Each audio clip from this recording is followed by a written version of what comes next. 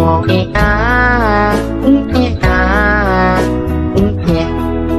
been a really, really messed up week. Some days told you, some days better. La la la, la la la. Terus jari telunjuknya nih Wak digoyang-goyangan ke kiri ke kanan. Kayak gitu. Si nenek ini seolah-olah bilang, stop, diam kok, jangan kau baca apa-apa, stop, berhenti kau sekarang, kayak gitu. Hai, wassalamualaikum warahmatullahi wabarakatuh. Terima kasih sudah klik video ini. Oke, jadi di malam ini seperti biasa aku datang kembali dengan membawakan satu kisah horor part 205.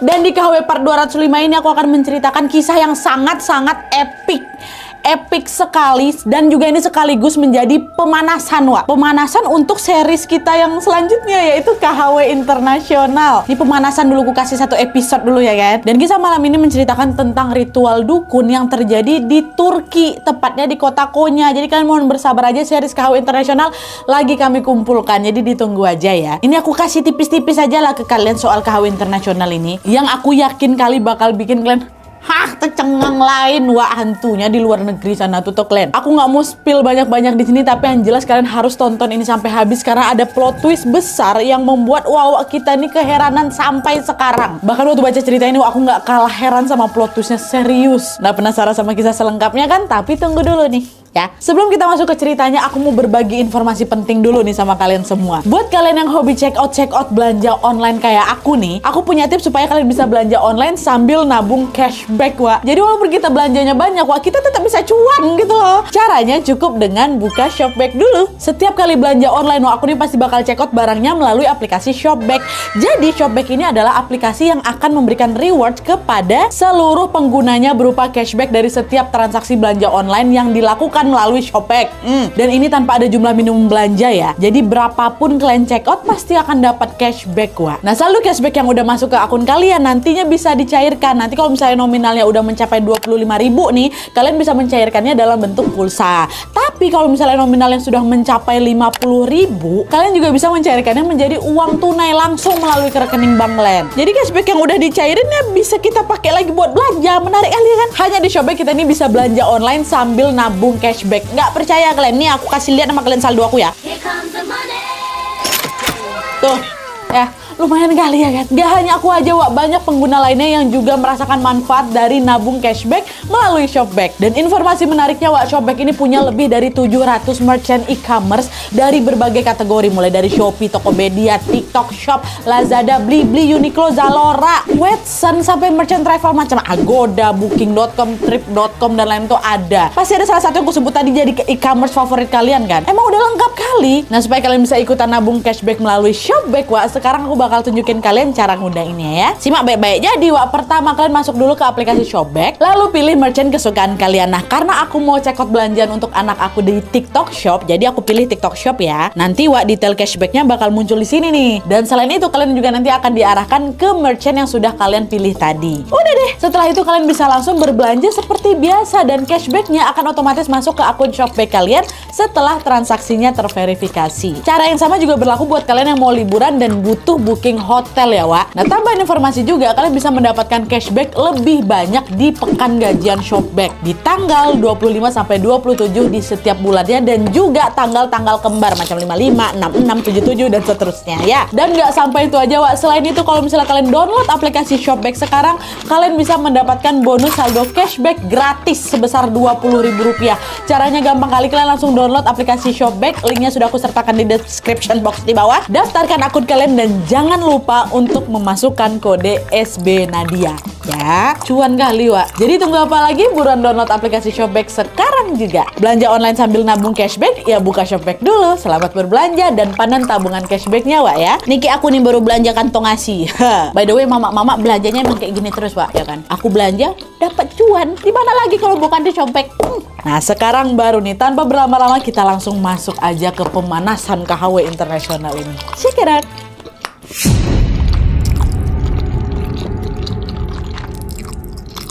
Oke Wak, jadi kisah yang akan aku sampaikan malam ini dikirim sama Wak kita yang bernama Israfil dari Singapura. Halo Bang Israfil, saudara serumpun Wak kita sama Bang Israfil ini, sama-sama keturunan Melayu. Nah jadi Wak, ceritanya sejak tahun 2020 Bang Israfil ini, kita panggil Bang Is aja lah ya. Bang Is ini sudah menetap di Turki karena memang dia bekerja di sana. Lalu pada bulan Agustus tahun 2021 ada urusan pekerjaan yang mengharuskan Bang Is ini pergi ke kota Gaziantep, namanya Gaziantep, entah apa, pokoknya tulisannya kayak gitu. Letaknya di Turki bagian tenggara. Dan setelah urusannya di Gaziantep ini selesai, Bang Is ini pun pindah lagi lah ke kota selanjutnya. Dia tuh lagi kayak monitor lah ke beberapa kota yang ada di Turki itu. Pertama Gaziantep, kota berikutnya yaitu kota Konya yang terletak di Turki bagian selatan ya.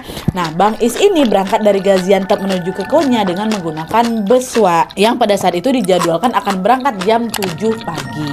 Karena memang baru pertama kali ke kota Konya, pada saat itu Bang Is ini waktu udah nyampe di terminal, dia mau mastiin lagi nih, ini benar nggak bus yang akan aku naikin ini betulan ke Konya gitu kan. Akhirnya dia pun bertanyalah ke seorang perempuan penumpang juga gitu kan, yang tampaknya juga sedang menunggu bus yang sama. Bang Is nanyalah, halo perkenalkan nama saya Israfil, saya mau tanya bus yang ini nih betul mau menuju ke Konya nih Mbak, kata kayak gitu. Nah perempuan ini pun jawab, oh iya halo Israfil, saya Yisman, namanya Yisman Wak. Oh ya betul, ini bus menuju ke Konya. Ini dia nggak orang Indonesia Wak, ya orang Turki juga nih Mbak Yisman ini ha. Oh ya udah kalau kayak gitu terima kasih ya Mbak ya gitu. Kamu mau ke Konya Israfil, kata si Yisman. Kebetulan aku juga mau ke sana kok, katanya. Iya Mbak, aku mau ke sana juga, aku ada kerjaan di Konya. Ternyata satu tujuan kita ya gitu. Pokok basa-basi lah mereka berdua nih. Dah lah tuh singkat cerita, akhirnya tibalah waktu keberangkatan Wak. Di dalam bus itu ternyata tempat duduknya Mbak Yisman ini berada di depannya Bang Is. Dan karena Bang Is ini merasa sangat bosan di perjalanan itu, akhirnya dia pun ngajak Yisman ngobrol lah. Yisman kan di belakang dia kan ngobrol dan gitu salah kadar. Tapi gara-gara memang posisi kursinya terpisah, depan-depanan bukan samping-sampingan, jadi kan ngobrolnya agak nggak nyaman lah gitu kan, ngadep-ngadep belakang kayak gitu. Alhasil mereka ini pun tukeran nomor WhatsApp gitu Wak, untuk berkomunikasi lewat chat. Udah lah yuk kita tukeran aja chat, sambil chattingan aja gitu kan, sama-sama bosan orang ini. Nah dalam percakapan di chat itu Bang Is ini bilang, Bang Is ini nanya, Yisman kamu asalnya memang dari kota Konya kah? Barangkali aku bisa nanya-nanya ke kau nih tempat-tempat yang menarik di Konya, soalnya kan aku baru pertama kali kesini. Dia tuh di chat tuh kan. Yisman jawab, bukan, aku bukan orang Konya, aku nih orang Gaziantep, kota yang tadi kan, kota yang sebelumnya. Aku datang ke Konya ini mau berobat Is, katanya. Loh kau berobat apa, lagi sakit kau, katanya. Waktu itu Yisman nggak langsung jawab Wak, nggak langsung dibalas nih, macam ada jeda agak lama lah gitu sebelum akhirnya Yisman pun mengirimkan pesan yang cukup mengejutkan untuk si Bang Is. Jadi ceritanya Yisman ini baru saja kehilangan suaminya yang meninggal karena COVID itulah Wak. Nah suaminya ini meninggal di luar kota yang jaraknya sangat-sangat jauh. Karena memang tidak memungkinkan untuk dibawa pulang ke Gaziantep itu, akhirnya suaminya dimakamkan di kota itu. Kota yang sangat jauh ini nggak disebutkan pula kotanya di mana. Yang penting nggak di Konya, nggak di Gaziantep. Gegara posisi waktu itu memang ya kan lagi COVID kan Wak. Yisman pun nggak sempat ketemu sama jasad suaminya untuk terakhir kalinya. Padahal pada saat suaminya meninggal itu Wak, ternyata adalah ini satu urusan penting yang belum selesai. Dan itulah Wak yang menjadi alasan kenapa si Yisman ini pergi ke Konya. Loh kenapa? Apa hubungannya Nadia? Kalian tahu Wak? Karena konon katanya di Konya itu, di tempat yang akan mereka kunjungi ini, ada seorang dukun yang bisa membantu Yisman bertemu dengan suaminya yang udah meninggal tuh. Itu dikasih tahu sama Bang Is lewat chat kan, itu kejut lah Bang Is. Ih masa iya. Nah Bang Is yang mengetahui hal itu jadi agak tertarik, agak penasaran juga Wak. Aku juga pengen tahu Nadia, apa betul nih di luar negeri, which is di kota Konya ini betulan ada dukun nih. Kayak mana cara kerja dukun Konya nih? Penasaran juga Bang Is. Bang Is malah bilang, oh ya udah aku turut prihatinnya dengan apa yang terjadi sama kau. By the way aku boleh ikut nggak ke tempat dukun itu? Aku juga mau lihat. Kata siapa? Kata Bang Is. Yisman dibolehkan ya? Oh ya udah bolehlah nanti ya. Aku ajak temanku juga nanti sore kami jemput kau di hotel, katanya. Oke sampai ketemu. Boleh aku ikut. Boleh Wak. Ada lah tuh kan. Singkat cerita, akhirnya bus yang mereka naik ini pun sampailah di kota Konya. Sesampainya di sana, Bang Israfil langsung menuju ke mana? Ke hotel tempat dia menginap. Dia lanjutkan pekerjaannya dan segala rupa. Lalu ketika sore tiba, Yisman ini akhirnya nelpon lah Bang Is. Dia bilang, halo Is, aku udah di lobi. Kita berangkat sekarang ya Is, kata gitu. Oh ya bentar aku turun, kata gitu. Nah sesampainya di lobi, Bang Is ketemulah sama Yisman dan juga seorang laki-laki. Nah laki-laki ini kawannya si Yisman, Wak, namanya Esen. Mbak Is Yismen dan Mas Esen. Bukan Esan ya, Esen. Dan setelah ngobrol dikit-dikit nih basa-basi gitu kan, kenalan, mereka pun akhirnya berangkatlah menuju ke rumah si dukunnya dengan mengendarai mobilnya si Esen. Perjalanan mereka pada saat itu lumayan lama, wah, jauh kali menuju ke rumah dukun ini. Mereka melewati banyak kebun, ada kebun jagung, ada kebun labu, pokoknya jauh lah ke sana tuh berjam-jam. Dah lah tuh, singkat cerita, sampailah mereka di rumah si dukun ini. Pada saat itu Wak Yismen sama si Esen ini lebih duluan masuk gitu kan. Sementara Bang Is ini diminta menunggu dulu di luar. Dan nunggulah Bang Is bentar di luar. Terus gak lama kemudian si Mas Esen ini balik lagi sembari memberikan isyarat kepada Bang Israfil untuk yalah masuk gitu. Nah, dalam hatinya Bang Is, oh si dukun ini berarti bolehin aku buat masuk nih. Soalnya kan tadi yang masuk duluan mereka berdua. Bang Is disuruh tunggu di luar kan. Nah, ini Bang Is disuruh masuk berarti dukun ini ngizinin nih gitu kan. Nah, sesaat sebelum Bang Is masuk ke dalam ruang praktek itu, dengan berbisik Mas Esen ini bilang, apapun yang kau lihat di dalam nanti, jangan kau ngomong apa-apa ya. Ingat ya, jangan berbicara apa-apa, apapun yang kau lihat nanti. Menanggapi hal itu, Bang Israfil cuman, oke, kata gitu, ngangguk aja. Nah, sesampainya di dalam rumah si dukun ini, Bang Israfil akhirnya tahu kalau dukun yang mereka temui oleh Yismen ini adalah seorang wanita tua. Dan untuk selanjutnya kita sebut aja lah dukun ini dengan sebutan si nenek ya. Mereka berhadap-hadapan lah itu dengan si nenek kan, Wak. Lalu nggak lama kemudian kelihatan Yismen ngasihlah foto suaminya ke si dukun ini. Setelah menerima foto suaminya, si nenek langsung menutup wajahnya dengan kain hitam. Dan disitulah ritual pun dimulai. Ketika ritual dimulai, Wak, Bang Is itu bisa melihat si nenek ini tiba-tiba ngambil burung gagak, seekor burung gagak. Dengan gerakan cepat si nenek langsung dibelahnya dada burung gagak tuh, diambilnya hati burung gagak tuh, dimasukkannya lah ke dalam sebuah wadah kecil lah. Tas. Habis itu nenek ini pun langsung menulis sebuah simbol aneh di atas wadah itu. Habis itu dibaca mantra-mantra kan asyhadu katanya, dan wadah yang berisi hati burung gagak itu pun langsunglah dibakar. Sampai situ aja. Ritual berikutnya nenek ini ambillah sebuah boneka kecil yang terbuat dari jerami gitu, dan foto mendiang suaminya Yismen itu ditempelkannya lah di boneka tuh. Habis itu diapain ya, Wak? Diambilnya darah gagak tuh, dilumurinnya lah di sana. Sampai situ aja, Wak, belum selesai. Pada saat itu juga kalian tahu apa? Si nenek ini juga tiba-tiba meminum si darah gagak itu dan meminta Yismen, nah silakan kau minum juga. Diminum sama Yismen, diminum. Udah selesai tuh ritual keberapa, ketiga kayak ya. Udah selesai kayak gitu, si nenek ini menyuruh si Yismen untuk mengganti pakaiannya dengan kain merah yang memang sudah disediakan di situ. Digantilah sama si Yismen kan. Pas diganti tuh nenek pun baca lagi mantra-mantra. Setelah selesai baca-baca mantra, nenek ini tiba-tiba berteriak dia gitu ke arah si Yismen.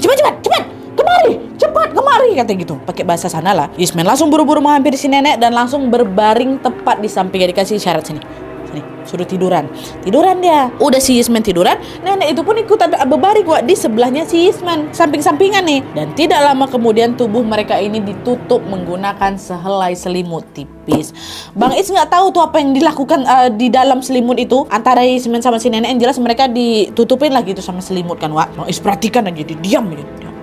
Pokoknya dia diam sesuai instruksi dari Esen tadi. Pokoknya apa yang kau tengok udah kau diam aja. Di dalam hatinya Bang Is yakin bahwa praktek perdukunan ini pasti ini ada kaitannya sama jin dan setan lah gitu kan. Dan hal itu tidak membuat Bang Is takut sebenarnya, Wak. Hanya saja dia nggak mau setan ataupun jin yang sedang datang selama ritual itu nantinya malah ngikut aku. Dan aku nggak mau. Alhasil untuk melindungi diriku sendiri, Bang Is pun mulailah baca-baca ayat kursi dalam hatinya ya kan. Dia baca dalam hati itu, dalam hati ya. Dan kalian tahu tiba-tiba aja si nenek itu yang tadi dalam selimut kan ketutup semua matanya nih. Pas Bang Is baca ayat kursi nih, Wak, si nenek itu langsung dilongokkannya, kepalanya keluar dari selimut tuh, langsung ditatapnya ke siapa? Ke Bang Israfil. Langsung tuh dia buka, terus langsung ditunjuknya, diacungkannya jari telunjuknya ke arah siapa? Ke arah Bang Is. Terus jari telunjuknya nih, Wak, digoyang-goyangan ke kiri ke kanan. Kayak gitu, masih dengan sorot mata yang tampak marah. Si nenek ini seolah-olah bilang, stop, diam kok, jangan kau baca apa-apa, stop, berhenti kau sekarang kayak gitu. Tapi gak sambil ngomong, dia cuma gini kan Bang Is. Padahal Bang Is baca doa dalam hati itu kan, kok nenek ini bisa tahu. Di situ lah mulai deg-degan jantung aku tuh. Pertama aku gak takut tuh, langsung refleks berhentilah aku berdoa dalam hati. Tapi di situ Bang Is tetap meminta pertolongan kepada Allah Subhanahu wa taala dengan terus berzikir di dalam hatinya kan. Ya udahlah, oke, baik, tahu dia nih. Dah kan, singkat cerita setelah nenek dan Yismen itu selesai melakukan ritual yang terakhir yang yang ada di dalam selimut itu, nenek pun langsung menyuruh Yismen untuk masuk ke dalam sebuah kamar yang memang sudah disiapkan di sana. Dan sesaat setelah si Ismen masuk ke dalam kamar, nenek menyuruh Esen sama Bang Is ini udah kau keluarlah kau bentar. Karena mungkin si nenek ini ngerasa bisa jadi aja Bang Is ini bisa mengganggu ritual yang akan dilakukan selanjutnya gitu loh. Karena kan tadi sempat mengganggu tuh. Nah Bang Is yang memang udah nggak nyaman dengan segala ritual itu tentu ya dia lega-lega aja disuruh keluar kan. Tapi di sini yang membuat dia keheranan adalah di saat yang bersamaan juga dia dengar Yismen itu lagi nangis. Nangis sesenggukan kali lah di dalam kamar tuh. Dan selain itu Bang Is juga bisa dengar Yismen sepertinya sedang berbicara dengan seseorang. Nah karena penasaran sesampainya di luar kan diusir berdua nih sama Bang Esen kan. Si Bang Is ini nanyalah ke si Esen. Aku dengar tadi si Yismen nangis, dia kenapa? Apa yang terjadi dalam kamar tuh? Gak apa-apa dia sendirian dengan dalam kamar tuh. Dengan enteng waktu itu si Esen jawab gini, itulah ritualnya udah selesai. Nah sekarang suaminya Yismen sudah datang. Yismen akan menginap di dalam kamar itu selama 3 hari bersama suaminya, kata si Esen.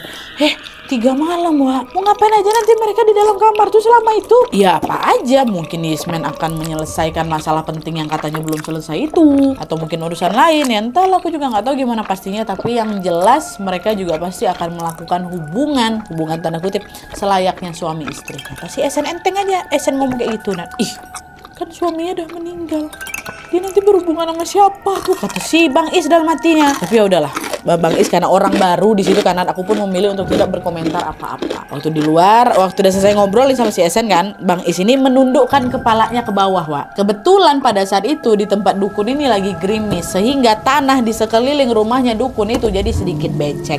Hal itulah yang membuat sepatunya Bang Is ini agak kotor gitulah, terkena lumpur. Kenampak sama Bang Is tuh, kotor sepatu aku. Wah ini kalian ingat baik-baik bagian sini ya.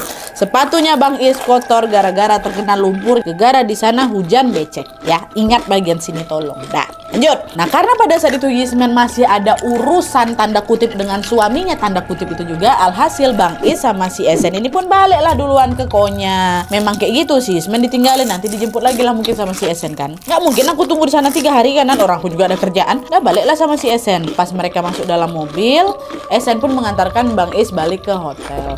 Di sepanjang perjalanan pulang itu mereka nggak banyak ngobrol Wak. Bang Is ini lebih sering diam karena dia itu masih mencoba mencerna apa saja yang baru aku lihat tadi gitu kan. Dia cuma ngebatin, oh ternyata di Konya nih betulan ada dukun ya. Oh kayak gitu ya cara kinerja dukun dekat Konya nih ya. Oh gitu-gitulah. Saking fokusnya berpikir Bang Is ini sampai nggak kerasa kalau mobil yang sedang mereka naiki ini ternyata sudah sampai di hotel ya.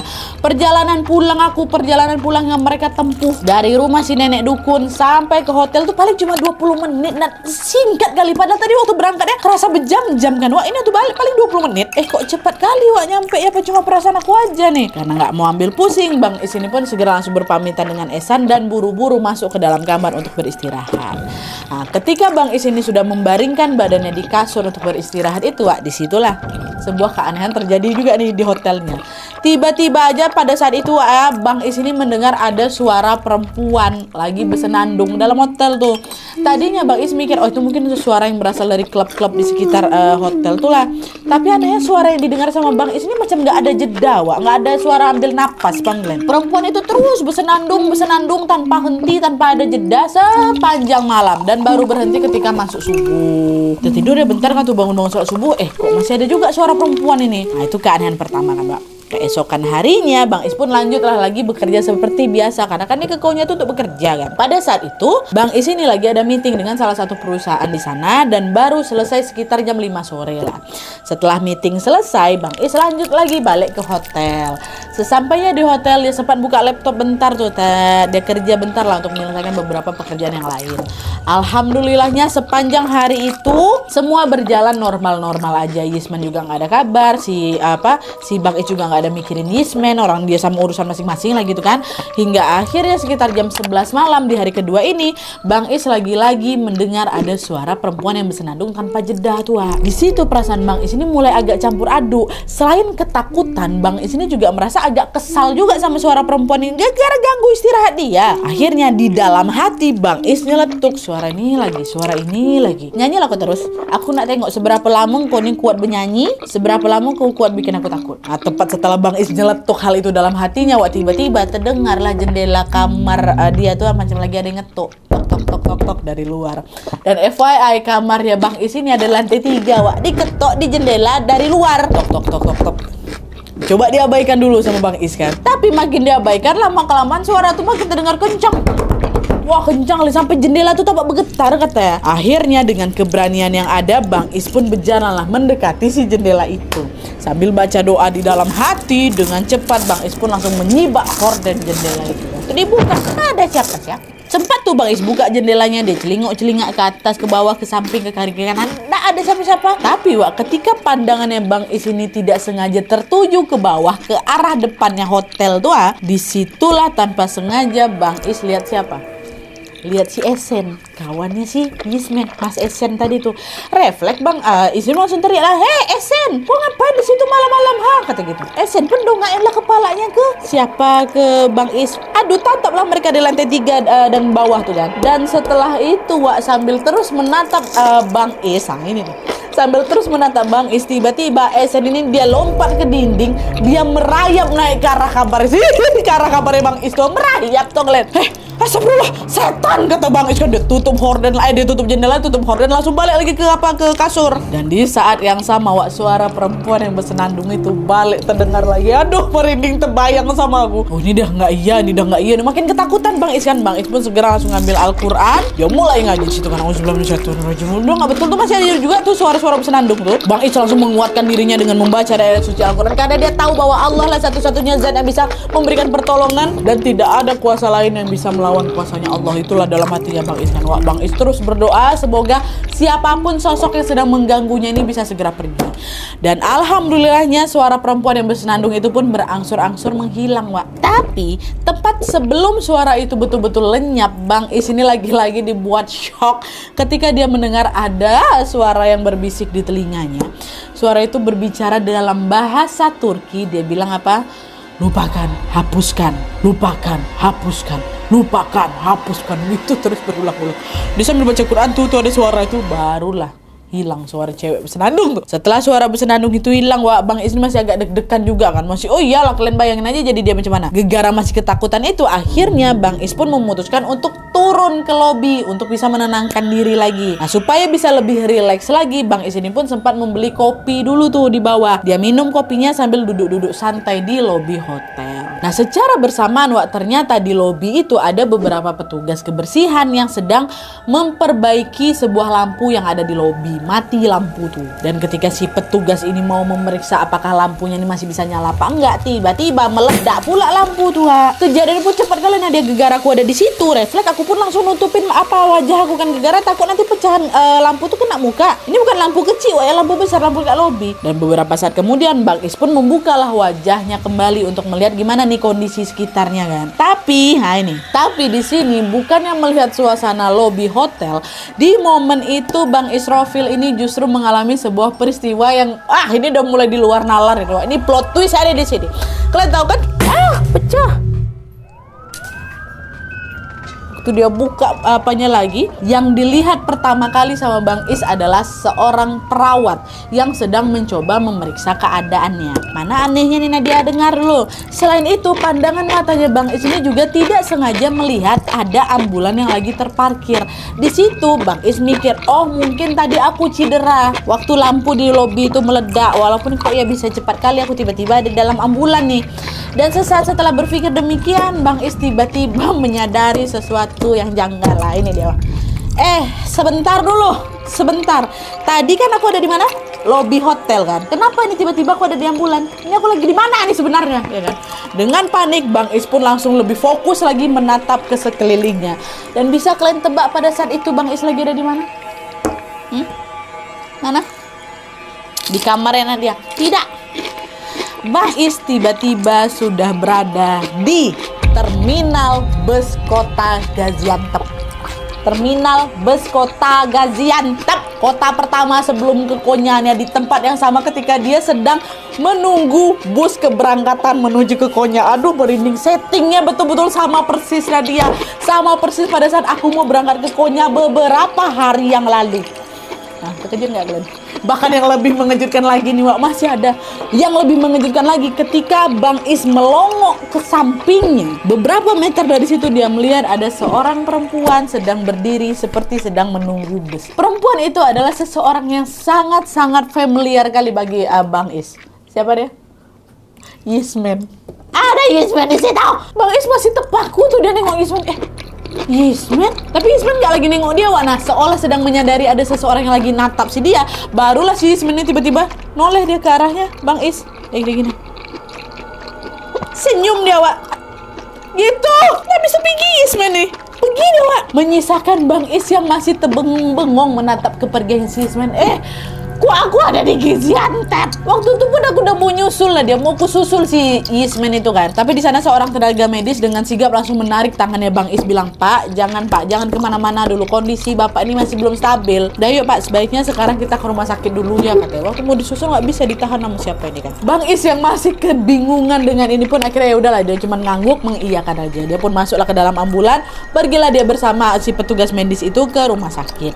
Nah, di perjalanannya menuju ke rumah sakit, wah, Bang Is ini pun nanya, ini sebenarnya ini aku kenapa nih? Dia tanya ke petugas tadi. Nah, mendengar pertanyaan itu, petugas tadi jawab, Pak, tadi kata saksi mata, waktu Bapak lagi duduk sambil nunggu bus datang, tiba-tiba ada perempuan ODGJ, Pak, pukul kepala Bapak dari belakang. Padahal perempuan itu udah tua loh, Pak. Tapi pukulannya kencang kali sampai Bapak pingsan. Makanya sekarang Bapak harus segera dibawa ke rumah sakit, takut kenapa-napa nanti kepala Bapak, katanya gitu.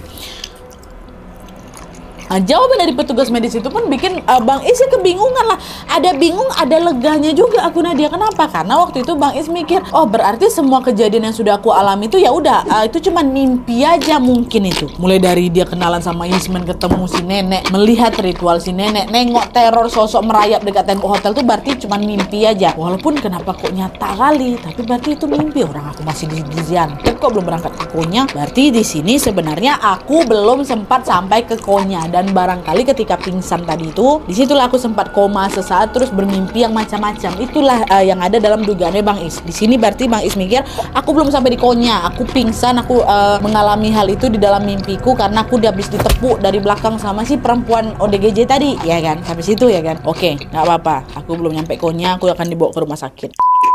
Nah, singkat cerita, mereka pun akhirnya sampailah di rumah sakit kan. Sesampainya di sana, Bang Is langsung dibawalah masuk dengan menggunakan kursi roda. Lalu, seorang petugas medis pun menyerahkan sepasang sepatu sama sama Bang Is. Petugas itu bilang, Pak, ini Pak sepatu Bapak tadi sempat copot karena kan Bapak pingsan. Dan ketika menerima sepatu itu, disitulah jantung aku berdetak kencang kali Nadia. Kenapa? Karena di situ Bang Is melihat sepatunya sudah dalam keadaan berlumpur. Padahal perjalanan dari hotelnya di Gaziantep menuju ke terminal bus itu jalannya kering, nggak ada hujan sama sekali. Satu-satunya tempat berlumpur yang dia datangi ketika hujan adalah rumahnya si nenek dukun tadi itu. Ingat bagian ini kan? Nah, kalau kedatangan aku ke rumah si nenek dukun tadi itu cuma mimpi, terus kenapa sekarang sepatu aku nih betulan berlumpur Nadia? Bingung gak kalian di sini? Kenapa nih? Kenapa berlumpur ya? Kok bisa? Belum selesai lagi Wak, belum. Di tengah kebingungan itu tiba-tiba masuklah telepon dari rekan kerjanya Bang Is yang ada di Konya. Bang Is langsung angkat, halo Pak, mohon maaf Pak, saya belum bisa datang ke Konya tepat waktu sesuai jadwal. Saya masih di Gaziantep nih Pak, saya mengalami sedikit kecelakaan. Sekarang saya lagi di rumah sakit, mohon maaf Pak ya, saya terlambat, kata si Is ke rekan kerjanya itu. Mendengar ucapannya Bang Is, Wak, tidak lama kemudian rekan kerjanya ini tiba-tiba bilang, nah inilah dia plot twist dalam plot twist ya. Rekan kerjanya bilang, astaga, jadi sekarang Pak Is lagi di rumah sakit. Semoga kondisi Bapak cepat membaik ya Pak ya. Kabari saja saya setelah Bapak sehat. Tapi mohon maaf nih Pak sebelumnya, saya nggak paham apa yang Pak Israfil katakan tadi. Kenapa Pak Israfil bilang tidak bisa sampai di Konya tepat waktu? Kita sudah bertemu loh Pak, kita sudah sempat meeting. Tadi tim saya ngirim beberapa berkas penting ke hotelnya Pak Israfil yang ada di Konya. Tapi mereka bilang, Bapak udah check out jam 1:30 pagi. Kenapa buru-buru kali Pak, jam 1:30 pagi Bapak check out? Lagi ada urusan mendesak po di Gaziantep, kata si rekan kerja itu Wak. Merinding lah kan? Lain merindingnya kan? Apa nggak langsung terdiam Bang Is di situ? Hah? Kayak gitu kah kisahnya? Kenapa rekan kerjaku bisa ngomong kayak gini nih? Atau kalau memang betul aku ke Konya, jadi semua ini bukan mimpi nih. Dan untuk memastikan hal itu, Abang Israfil pun segera langsung memeriksa beberapa barang bawaan aku Nadia. Dan ternyata betul di dalam tasnya ada beberapa dokumen penting dari rekan kerjanya di Konya pada saat mereka meeting kemarin. Lalu ketika Bang Israfil melihat riwayat transaksi dari HP-nya, di situ memang juga sudah terlihat jelas bahwa Bang Is ini sudah melakukan beberapa kali transaksi terjadi di Hotel Konya. Dan yang paling bikin Bang Israfil bingung adalah nomor HP-nya Yisman juga masih tersimpan di HP-nya. Hanya saja isi chat antara Yisman dan juga Bang Is mendadak terhapus, nggak ada. Dan ketika Bang Israfil mencoba menelpon nomor Yisman, ternyata nomor itu udah nggak aktif. Bingung nggak lo? Sama, menyadari semua kejanggalan ini lagi dan lagi untuk kesekian kalinya Bang Israfil hanya bisa terbengung. Dia masih belum bisa mencerna apa yang sedang menimpanya pada saat itu sampai sekarang. Wah, apakah itu mimpi? Apakah itu nyata? Kalau menurut kalian gimana? Komen di bawah. Ya Allah. Oke, wah, jadi itu tadi pengalaman horor yang dialami oleh Bang Israfil pada saat sedang bekerja di Turki. Sampai sini kalian paham kan kenapa aku bisa bilang cerita ini ada plot twist besar ya? Itulah dia, wak. Bahkan sampai sekarang Bang Israfil pun masih kebingungan setiap kali dia mengingat kejadian itu. Bang Is tuh masih bertanya-tanya sampai sekarang, itu tuh betulan atau mimpi itu? Tapi kalau cuma mimpi, kenapa bisa ada banyak bukti yang menunjukkan kalau ini semua memang nyata?